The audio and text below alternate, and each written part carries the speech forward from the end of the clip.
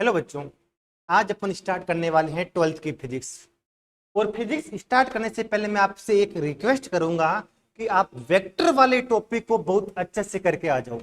जब तक आपका वेक्टर अच्छे से नहीं पढ़ा हुआ होगा तब तक आप फिजिक्स समझ नहीं पाओगे। स्पेशली फिजिक्स फर्स्ट में हर डेरिवेशन में, हर क्वेश्चन में आपका वेक्टर की रिक्वायरमेंट होगी। तो आप फिजिक्स स्टार्ट करने से पहले आपका वेक्टर पे बहुत अच्छी कमांड होनी चाहिए। तो आप वेक्टर पढ़ने के बाद आप 12th की फिजिक्स स्टार्ट कर सकते हो। तो एक बार आप घर बैठ के अच्छे से वेक्टर पढ़ना, वेक्टर को ऐड कैसे करते हैं, वेक्टर एडिशन क्या होता है, यूनिट वेक्टर क्या होता है, पोजीशन वेक्टर क्या होता है, डिस्प्लेसमेंट वेक्टर क्या होता है, वेक्टर को मल्टीप्लाई कैसे करते हैं, डॉट प्रोडक्ट क्या होता है, क्रॉस प्रोडक्ट क्या होता है, इनके बारे में आपको आइडिया होना चाहिए। तो आज अपन स्टार्ट करने वाले हैं अपनी 12th की फिजिक्स। तो 12th की फिजिक्स आज अपन स्टार्ट करने वाले हैं। तो आपको पता है टोटल फिजिक्स कितने नंबर की हैं? टोटल अपने फिजिक्स बोर्ड में 56 नंबर की होते हैं बच्चों। कितने नंबर की होती है? टोटल 56। और एनसीईआरटी में फिजिक्स को 2 पार्ट में डिवाइड कर रखा है। कितने पार्ट में डिवाइड कर रखा है? 2 पार्ट में। एक अपनी फिजिक्स फर्स्ट और एक अपनी फिजिक्स सेकंड। ये होगी अपनी फिजिक्स फर्स्ट और ये होगी अपनी फिजिक्स सेकंड। अच्छे से देखना बच्चों, एक होगी अपना फिजिक्स फर्स्ट और एक क्या होगी? Physics second. फिजिक्स फर्स्ट में अपन को टोटल 8 चैप्टर के बारे में स्टडी करनी है। और फिजिक्स सेकंड में टोटल कितने चैप्टर पढ़ने हैं बच्चों? 6 चैप्टर पढ़ने हैं। और टोटल मिला के कितने नंबर की होती है? 56 नंबर की होती हैं। जिसमें से फिजिक्स फर्स्ट है 29 मार्क्स की और फिजिक्स सेकंड है कितने की? 27 नंबर की आती है आपके बोर्ड एग्जाम में। स्पेशली राजस्थान बोर्ड में अपने 29 और 27 नंबर की आती हैं। और फिजिक्स फर्स्ट में अपन को टोटल कितने चैप्टर पढ़ने हैं? 8 चैप्टर की स्टडी करनी है। अब मैं बात करता हूं फिजिक्स फर्स्ट में। फिजिक्स फर्स्ट में अपन को बेसिकली चार्ज के बारे में स्टडी करनी पड़ती है। किसके बारे में स्टडी करनी पड़ती है? चार्ज के बारे में। कभी अपन चार्ज को रेस्ट पर रखकर स्टडी करते हैं, कभी अपन चार्ज को मूव करा के स्टडी करने हैं। टोटल अपन को फिजिक्स फर्स्ट में किसके बारे में स्टडी करनी है? चार्ज के बारे में। टोटल इसी पे डिपेंड है सारे के सारे चैप्टर। जबकि फिजिक्स सेकंड में सबसे पहले अपन को लाइट यानी प्रकाश के बारे में पढ़ना है। किसके बारे में पढ़ना है? प्रकाश के बारे में। आपके 3 चैप्टर हैं फिजिक्स सेकंड में। लाइट के टोटल कितने चैप्टर हैं? 3 चैप्टर हैं। और लाइट के बारे में आपने कभी 10th में पढ़ा होगा कि लाइट कैसे नेचर का होता है? ड्यूल नेचर का होता है, यानी द्वैत प्रकृति का होता है। कभी कभी लाइट है ना एक पार्टिकल की तरह बिहेव करता है। कभी कभी लाइट किसकी तरह बिहेव करता है? पार्टिकल की तरह। और कभी कभी लाइट किसकी तरह करता है काम? वेव की तरह। यानी अपन कह सकते हैं प्रकाश की कुछ घटनाओं को तो पार्टिकल नेचर से अपन एक्सप्लेन कर सकते हैं। प्रकाश की कुछ घटनाएं कणीय प्रकृति पे आधारित होती हैं और कुछ घटनाएं तरंगीय प्रकृति पे आधारित होती हैं। यानी प्रकाश का कैसा नेचर होता है? ड्यूल नेचर होता है। इसी की अपन को स्टडी करने हैं। और फिजिक्स की वो ब्रांच जिसमें लाइट की स्टडी की जाती है उसको ऑप्टिक्स बोला जाता है। क्या बोला जाता है? प्रकाशिकी बोला जाता है।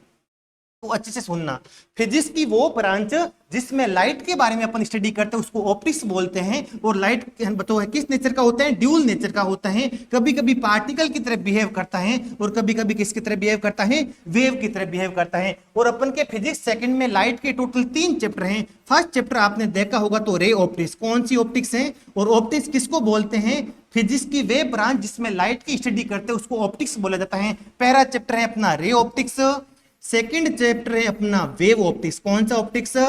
Wave optics. और रे ऑप्टिक्स आपके फिजिक्स का सबसे लेंथी चैप्टर है। और कितने मार्क्स का है? 7 नंबर का। सबसे ज्यादा वेटेज ही रे ऑप्टिक्स का है। और वेव ऑप्टिक्स का वेटेज है आपके 5 नंबर का। इसके बाद में एक तीसरा चैप्टर आता है प्रकाश विद्युत प्रभाव। कौन सा चैप्टर है? जिसको बोला जाता है फोटो इलेक्ट्रिक इफेक्ट। क्या बोला जाता है? Photo electric effect. टोटल अपन को 3 चैप्टर पढ़ने होते हैं लाइट के बारे में। ये वाले 2 चैप्टर तो लाइट के है ना वेव नेचर पे डिपेंड है। कौन से नेचर पे डिपेंड है? वेव नेचर पे डिपेंड करते हैं। जबकि प्रकाश विद्युत प्रभाव लाइट के पार्टिकल नेचर पे डिपेंड करता है। यानी प्रकाश विद्युत प्रभाव को अपन प्रकाश की कणीय प्रकृति को मानकर एक्सप्लेन कर सकते हैं। जबकि रे ऑप्टिक्स और वेव ऑप्टिक्स में आपका प्रकाश के परावर्तन के बारे में पढ़ना है, प्रकाश के अपवर्तन के बारे में पढ़ना है, दूरवर्ण पढ़ना है, व्यतिकरण पढ़ना है और विवर्तन। ये सारी स्टडी अपन इस सारी स्टडी में अपन लाइट को एक वेव मानकर पढ़ेंगे। जबकि प्रकाश विद्युत प्रभाव में अपन लाइट को एक पार्टिकल मान के पढ़ेंगे। तो बताओ फिजिक्स सेकंड में सबसे पहले अपन को किसके बारे में पढ़ना है? लाइट के बारे में। लाइट किस नेचर का होता है? ड्यूल नेचर का। ड्यूल मतलब कभी कभी लाइट किसकी तरह काम करता है? पार्टिकल की तरह बिहेव करता है और कभी कभी किसकी तरह बिहेव करता है? वेव। और वेव नेचर पे अपन के फिजिक्स के कितने चैप्टर हैं? 2 चैप्टर हैं। फर्स्ट कौन सी? Optics, ray optics. ऑप्टिक्स किसको बोलते हैं? फिजिक्स की वेव ब्रांच जिसमें प्रकाश की स्टडी करते हैं उसको क्या बोला जाता है? ऑप्टिक्स, यानी किरण प्रकाशिकी। और कौन सी प्रकाशिकी? तरंग प्रकाशिकी। और एक चैप्टर है प्रकाश विद्युत प्रभाव, जिसमें लाइट का बिहेवियर होता है पार्टिकल नेचर का। इसके बाद में अगर अपन को स्टडी करनी है तो देखो, इसके बाद में अपने फिजिक्स सेकंड में क्या है उसके बारे में अपन बात करेंगे। फिजिक्स सेकंड में एक तो अपन को पढ़ना है लाइट के बारे में, और एक अपन को पढ़ना है मॉडर्न फिजिक्स। कौन सी फिजिक्स पढ़नी है? आधुनिक भौतिकी, जो वर्तमान में जिसकी डिमांड चल रही है, यानी अपन एक पढ़ेंगे आधुनिक भौतिकी, यानी मॉडर्न फिजिक्स के बारे में स्टडी करेंगे। मॉडर्न फिजिक्स में अपन ये टोटल 3 चैप्टर है। सबसे पहले अपन एटम के बारे में स्टडी करेंगे। किसके बारे में स्टडी करेंगे? परमाणु के बारे में पढ़ेंगे। और ये इसका वेटेज आपके राजस्थान बोर्ड में 3 नंबर का है। इस बार के 2025-26 के अकॉर्डिंग इसका वेटेज कितने नंबर का है? 3 नंबर का, जबकि लास्ट साल कितने नंबर का था? 4 नंबर का था। इसके बाद में अपन एटम के सब आपने पढ़ा होगा, एटम के सबसे सेंट्रल पार्ट में एक पॉजिटिवली चार्ज क्या होता है? न्यूक्लियस होता है। नाभिक की स्टडी करेंगे। सेकंड चैप्टर अपन को पढ़ना है न्यूक्लियस के बारे में पढ़ना है। किसके बारे में पढ़ना है? नाभिक के बारे में पढ़ेंगे। और इसका वेटेज भी कितने नंबर का है राजस्थान बोर्ड के अंदर? 3 नंबर का। और वर्तमान युग का सबसे इंपॉर्टेंट फिजिक्स की ब्रांच होती है जिसको सेमीकंडक्टर बोला जाता है। कौन सा कंडक्टर बोला जाता है? आपके फोन, घरों में जो भी इलेक्ट्रॉनिक आइटम आते हैं वो सारे आइटम किसके बने होते हैं? सेमीकंडक्टर। और इसके बारे में स्टडी करेंगे। और ये आपका कितने नंबर का वेटेज है? इसका वेटेज है 5 नंबर का। और ये आपका फिजिक्स सेकंड का पूरा सिलेबस होता है। और फिजिक्स फर्स्ट में अपन पूरी की पूरी फिजिक्स फर्स्ट में किसका स्टडी करेंगे? चार्ज के बारे में स्टडी करेंगे। मैं आपको सिलेबस आगे बताऊंगा। कभी अपन चार्ज को कैसे रखेंगे? रेस्ट पे रखेंगे। कभी अपन चार्ज को क्या कराएंगे? मूव कराएंगे। और पूरी की पूरी स्टडी किस पे डिपेंड करती है? चार्ज पे। तो आज अपन स्टार्ट करने वाले हैं फिजिक्स फर्स्ट। तो हेडिंग डालो आप फिजिक्स फर्स्ट। हेडिंग क्या डालोगे आप? Physics first. आज अपन फिजिक्स फर्स्ट के बारे में स्टडी करेंगे। Physics first. फिजिक्स फर्स्ट में unit number first. Unit number first. Unit जो मैंने 1 बना रखी है, एनसीईआरटी के कितने चैप्टर कवर करती हैं? 2 चैप्टर कवर करती हैं, चैप्टर नंबर 1 और चैप्टर नंबर 2। और चैप्टर नंबर 1 का वेटेज आपके 4 नंबर का है। और चैप्टर नंबर 2 का वेटेज कितने नंबर का है? 3 नंबर का। कुल मिला के यूनिट 1 की बात करूंगा तो यूनिट 1 का वेटेज होता है 7 नंबर का। कितने नंबर का वेटेज है? 7 नंबर का। यूनिट 1 के अंदर अपन क्या पढ़ेंगे उसके बारे में आपको बताता हूं। यूनिट 1 का क्या नाम है? देखो, यूनिट 1 का नाम है इलेक्ट्रोस्टैटिक, और हिंदी में इसको बोला जाता है स्तर वैद्युतिकी। क्या बोला जाता है? स्तर वैद्युतिकी के बारे में अपन स्टडी करेंगे। किसके बारे में स्टडी करेंगे? स्तर वैद्युतिकी। स्तर वैद्युतिकी किसको बोलते हैं? अपन किसकी स्टडी करने वाले हैं? चार्ज की, आवेश का अध्ययन करेंगे। बेसिकली अपन किसका स्टडी करेंगे? आवेश का अध्ययन। लेकिन आवेश होना कैसा चाहिए? रेस्ट पर होने चाहिए। मतलब आवेश कैसा होना चाहिए? स्तर आवेश।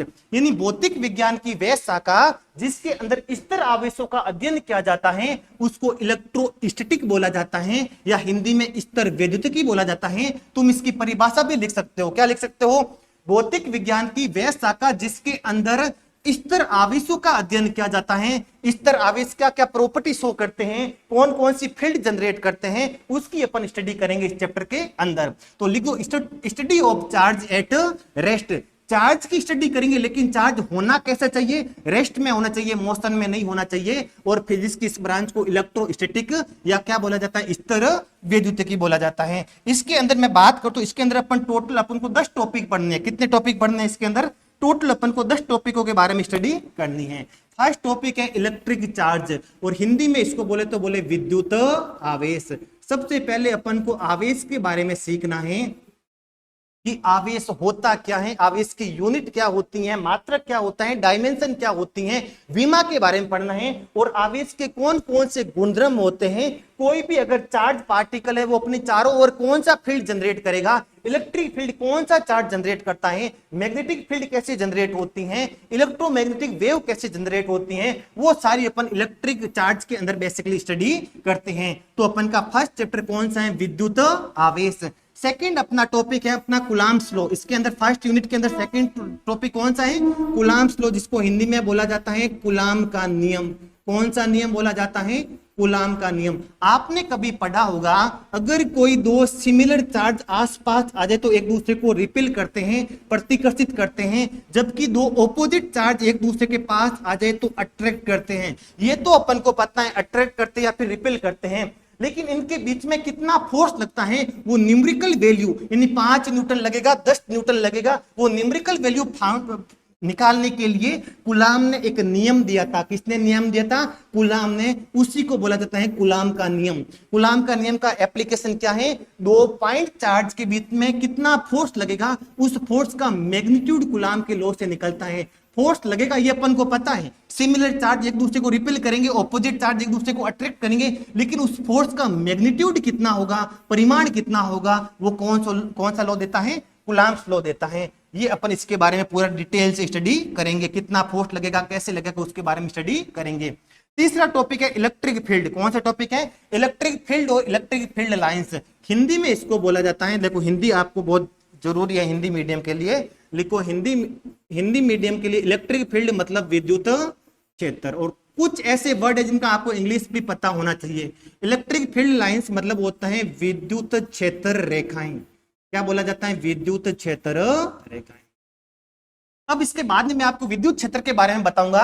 आपको मैं बताऊंगा जब भी कोई चार्ज पार्टिकल होगा, कोई भी आवेशित वस्तु होगी, वो अपने चारों ओर एक फील्ड जनरेट करती हैं। जैसे पृथ्वी अर्थ अपने चारों ओर एक गुरुत्वाकर्षण क्षेत्र उत्पन्न करते हैं, एक ग्रेविटी उत्पन्न करती है, उसी प्रकार से कोई भी चार्ज पार्टिकल अपने चारों ओर के सराउंडिंग रीजन में एक फील्ड जनरेट करता है, एक क्षेत्र उत्पन्न करता है। उसी क्षेत्र को इलेक्ट्रिक फील्ड बोला जाता है, विद्युत क्षेत्र बोला जाता है। यानी कोई भी आवेशित वस्तु अपने चारों ओर जो क्षेत्र उत्पन्न करती है, उसी क्षेत्र को क्या बोला जाता है? विद्युत क्षेत्र। और विद्युत क्षेत्र को अपन ग्राफिकली रिप्रेजेंट करने के लिए, ग्राफीय रूप से प्रदर्शित करने के लिए कुछ फील्ड लाइंस का प्रयोग करेंगे। किसका प्रयोग करेंगे? आपको पता है कोई भी इमेज के द्वारा किसी टॉपिक को समझना आसान होता है, तो इसी तरीके से इलेक्ट्रिक फील्ड को ग्राफिकली रिप्रेजेंट करना हो, कैसा रिप्रेजेंट करना हो? ग्राफिकली रिप्रेजेंट करना हो तो अपन फील्ड लाइंस का यूज लेंगे। किसका यूज लेंगे? फील्ड लाइंस का, विद्युत क्षेत्र रेखाएं। इसके बाद में अगला टॉपिक है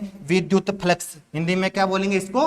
विद्युत फ्लक्स के बारे में स्टडी करेंगे। कौन से फ्लक्स के बारे में स्टडी करेंगे? विद्युत फ्लक्स। अपन किसके बारे में स्टडी करेंगे? विद्युत फ्लक्स। ये क्या होता है इसके बारे में मैं थोड़ा बता देता हूं। जैसे मान लो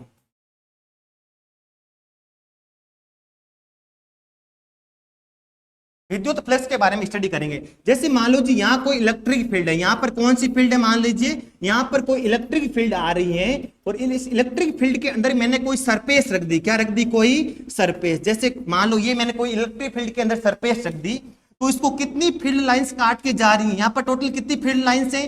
3 विद्युत क्षेत्र रेखाएं हैं। इसको कितनी काट के जा रही है? तुम बोलोगे एक रेखा काट रही है। ये एक और सरफेस रख दी। कितनी सरफेस रख दी? 2 सरफेस रख दी। ये सरफेस नंबर 1, सरफेस नंबर 2। इसको 3 लाइंस काट के जा रही है। इसको कितनी लाइंस काट के जा रही है? एक ही लाइन। तो तुम बोलोगे सर सरफेस 2 से फ्लक्स को फाई से लिखा जाता है। किससे लिखा जाता है? फाई से। तुम बोलोगे सर सतह 2 से ज्यादा फ्लक्स पास होगा, जबकि सतह 1 से फ्लक्स क्या पास होगा? कम। फ्लक्स कुछ नहीं होता है, कोई रॉकेट साइंस नहीं होता है। फ्लक्स होता है कि इलेक्ट्रिक फील्ड में अगर कोई सरफेस रखेंगे तो उससे कितनी क्षेत्र रेखाएं काट के गुजरेगी, जितनी क्षेत्र रेखाएं काट के गुजरेगी उसी का मापन कौन करता है? इलेक्ट्रिक फ्लक्स करता है।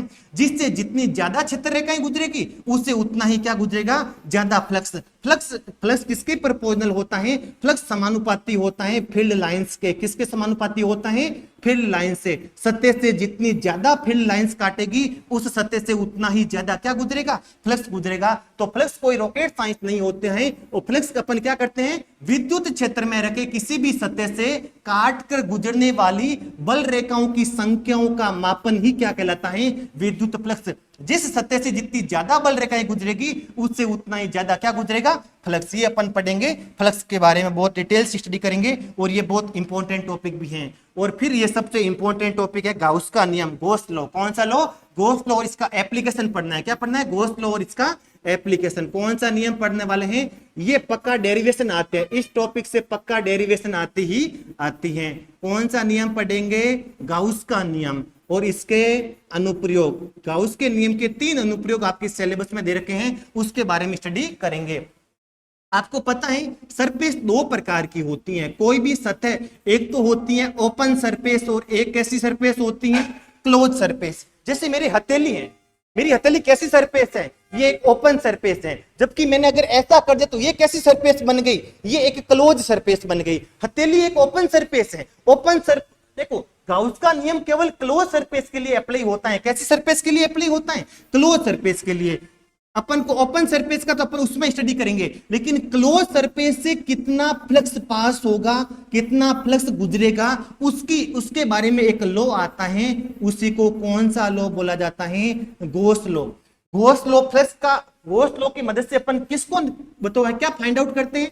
फ्लक्स निकालते हैं। क्या निकालते हैं? फ्लक्स। लेकिन कैसी सरफेस से? क्लोज सरफेस से। अगर किसी इलेक्ट्रिक फील्ड के अंदर कोई क्लोज सरफेस रखी हुई है तो उससे कितना फ्लक्स पास होगा, वो अपन बेसिकली किसके अंदर स्टडी करेंगे? गॉस लॉ के अंदर स्टडी करेंगे। तो गॉस लॉ अपने आप में बहुत इंपॉर्टेंट टॉपिक है। इसके बाद में अपन जो टॉपिक पढ़ेंगे वो पढ़ेंगे इलेक्ट्रिक डाइपोल। कौन सा टॉपिक पढ़ेंगे अपन? Electric dipole. Electric dipole. बच्चों डाइपोल क्या होता है? डाई का मतलब होता है दो, पोल का मतलब आप समझते हो, पोल का मतलब क्या होता है? Opposite polarity. दो पोलरिटी होनी चाहिए। कितनी पोलरिटी होनी चाहिए? दो। अगर कोई सेम मैग्नीट्यूड के, कैसे मैग्नीट्यूड के?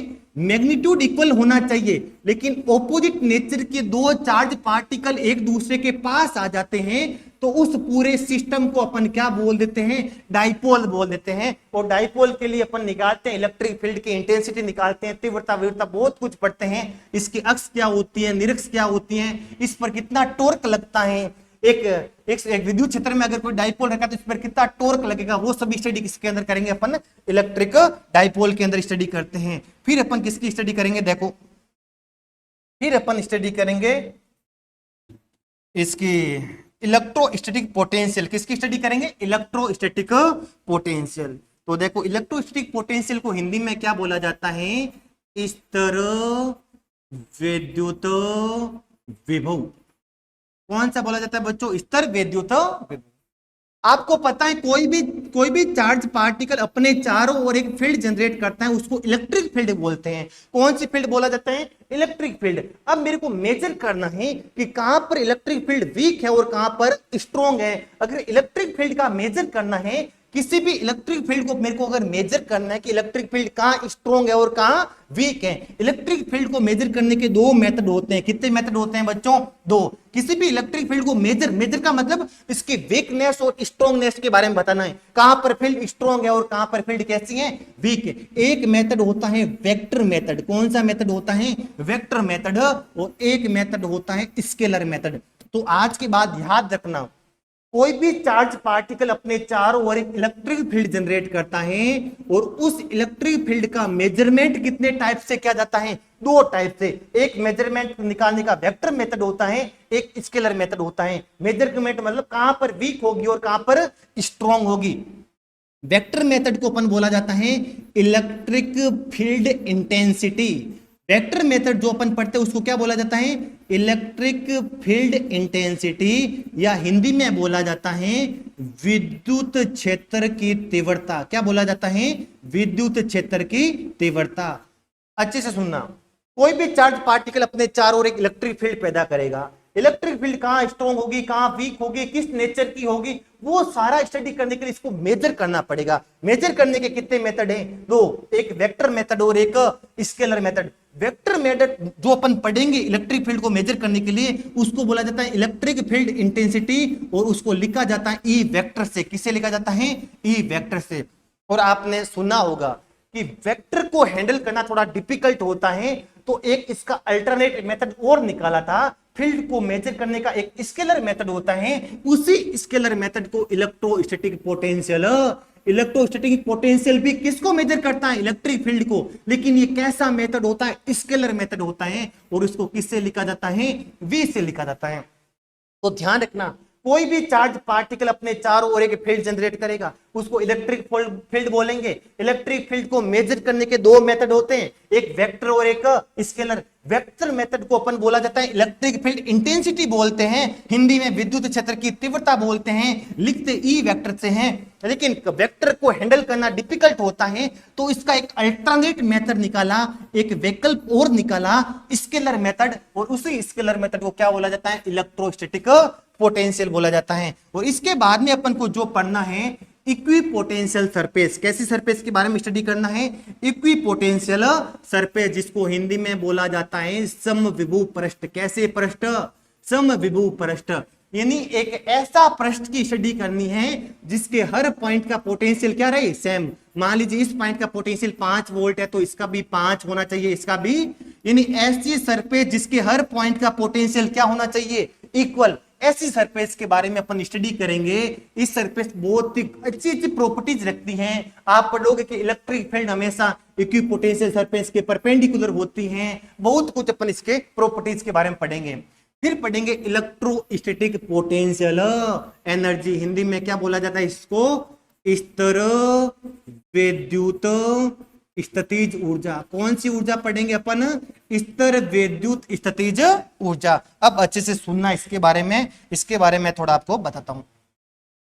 आपने 11th में पढ़ा था फोर्स कितने प्रकार के होते हैं? 2, एक कंजर्वेटिव और एक नॉन कंजर्वेटिव। इसी प्रकार से फील्ड भी कितने टाइप्स की होती हैं? 2 टाइप्स की। एक होती है कंजर्वेटिव फील्ड और एक होती है नॉन कंजर्वेटिव फील्ड। कैसी कैसी फील्ड होती हैं? कंजर्वेटिव को हिंदी में बोला जाता है संरक्षित क्षेत्र, फील्ड को हिंदी में बोला जाता है क्षेत्र। क्या बोला जाता है? क्षेत्र भी 2 प्रकार के होते हैं, संरक्षित और असुरक्षित। कितने प्रकार के क्षेत्र होते हैं? 2। एक तो बोलते हैं कंजर्वेटिव और एक नॉन कंजर्वेटिव। और आप पढ़े होंगे इलेक्ट्रिक फील्ड एक कंजर्वेटिव फील्ड होती है। कैसी फील्ड होती है? एक कंजर्वेटिव फील्ड। और ग्रेविटेशनल फील्ड भी एक ऐसी फील्ड होती है, कंजर्वेटिव फील्ड। जब भी जो भी फील्ड कंजर्वेटिव होगी उसके साथ एक एनर्जी जुड़ी हुई होगी, एनर्जी एसोसिएटेड होगी। उसी एनर्जी को कौन सी एनर्जी बोल देते हैं अपन? Potential energy. इलेक्ट्रिक फील्ड एक ऐसी फील्ड है, कंजर्वेटिव फील्ड। और हर कंजर्वेटिव फील्ड के साथ एक क्या जुड़ी होती है? एनर्जी। उस एनर्जी को कौन सी एनर्जी बोला जाता है? Potential energy. और इसको इलेक्ट्रिक फील्ड के साथ जो भी एनर्जी जुड़ी हुई होगी उसको कौन सी एनर्जी बोल देंगे? Electrostatic potential energy. इसके बारे में बहुत डिटेल से अपन स्टडी करेंगे। और इसके बाद में अपना जो भी लास्ट टॉपिक है वो अपन पढ़ेंगे कंडक्टर के बारे में। किसके बारे में पढ़ेंगे? कंडक्टर। किसके बारे में पढ़ेंगे? हिंदी में इस टॉपिक को आप लिखो चालक स्तर विद्युतिकी। कौन सी विद्युतिकी? चालक स्तर विद्युतिकी।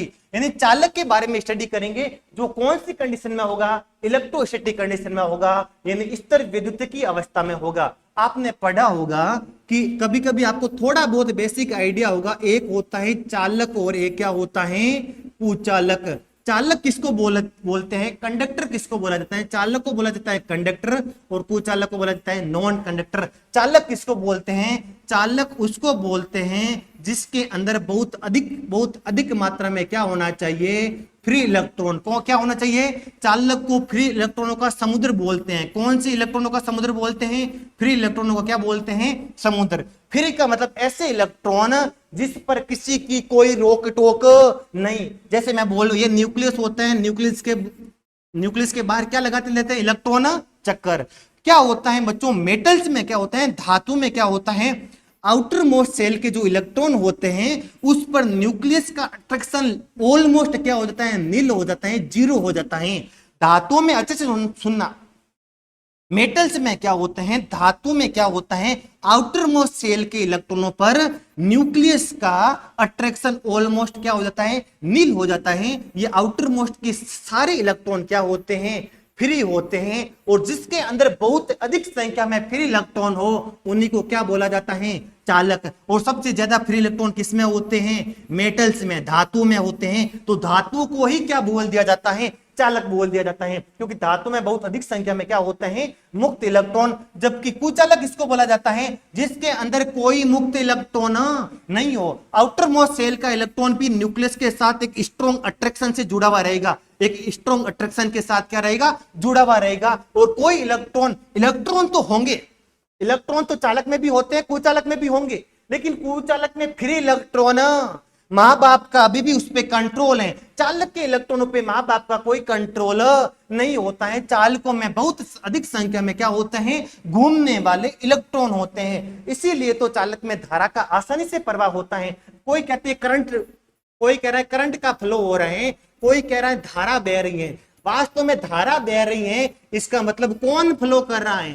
चार्ज फ्लो कर रहा है। कंडक्टर में तो चार्ज मौजूद है फ्लो होने के लिए, जबकि नॉन कंडक्टर में कोई चार्ज फ्लो होने के लिए मौजूद नहीं है। तो अपन इसके बारे में स्टडी करेंगे। किसका स्टडी करेंगे? कंडक्टर की स्टडी करेंगे, लेकिन कौन सी कंडीशन में? इलेक्ट्रोस्टैटिक। इलेक्ट्रोस्टैटिक का मतलब होता है कंडक्टर के अंदर के सारे फ्री इलेक्ट्रॉन कैसे होने चाहिए? रेस्ट में होने चाहिए, मोशन नहीं करने चाहिए। अपन वो डिटेल से स्टडी करेंगे इसके बारे में, वो अपन अगले लेक्चर में देखेंगे।